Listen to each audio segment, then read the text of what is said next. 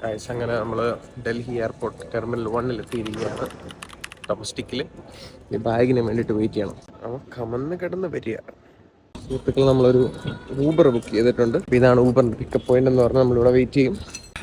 റൂമിലേക്ക് പോകാം. ആദ്യം കുറേ അല്ലാത്ത ടാക്സിക്കാർ വന്ന് എന്നെ പിച്ച് തിന്ന് കളഞ്ഞു. ഞാൻ കൊണ്ടുവിടാം, അങ്ങനെയാണ് ഇങ്ങനെയാണ്, അവർക്ക് എക്സ്ട്രാ ചാർജ് ആവും, മറ്റേതോ മറിച്ചതോ അങ്ങനെ പറഞ്ഞിട്ട്. എന്തായാലും ഞാൻ സ്റ്റിക്ക് ഓൺ ചെയ്തു. ഊബറിൽ തന്നെ ഇപ്പോൾ റൂമിലോട്ട് പോയിക്കൊണ്ടിരിക്കുന്നു. ഇതാണ് നമ്മുടെ ഇത്. നമ്മൾ ഊബർ ഡ്രൈവറിനും ഈ ബാഗിനും കൊണ്ട് അങ്ങോട്ട് പോവുകയാണ് സുഹൃത്തുക്കളായി.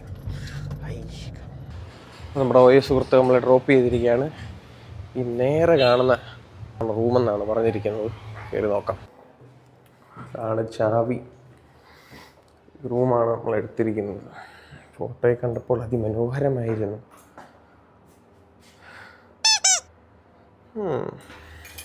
കുഴപ്പമില്ല, ഒരു രാത്രിത്തെ പരിപാടിയല്ലേ ഉള്ളൂ. സെക്യൂർ ആണെന്ന് കരുതുന്നു. എന്തായാലും ഒറ്റയ്ക്ക് യാത്ര ചെയ്യാൻ നമുക്ക് വലിയ വിഷയമൊന്നും വരാൻ പോകുന്നില്ല.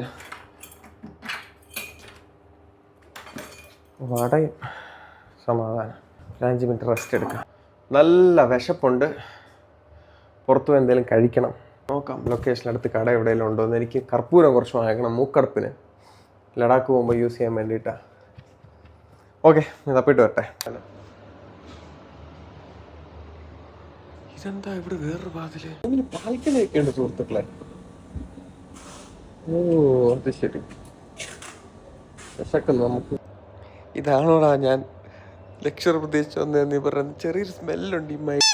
ചെറുതൊന്നുമല്ല, നല്ല സ്മെല്ലുണ്ട്. ഡൽഹിയിൽ മഹിപാൽപൂർ എന്ന് പറഞ്ഞ സ്ഥലത്താണ് സ്റ്റേ എടുത്തിരിക്കുന്നത്.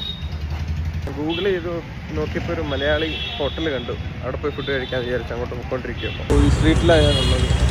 ഉണ്ടോന്ന് അറിയത്തില്ല. നമ്മുടെ നാട് സ്വർഗമാണ് ഗൈസ്. ഇതൊക്കെ വെച്ച് നോക്കുമ്പോൾ കഴിക്കാൻ കയറിയ കട. ഇവിടെ നിന്നുള്ള വ്യൂ.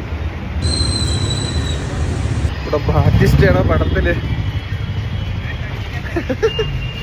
കൊള്ളാം.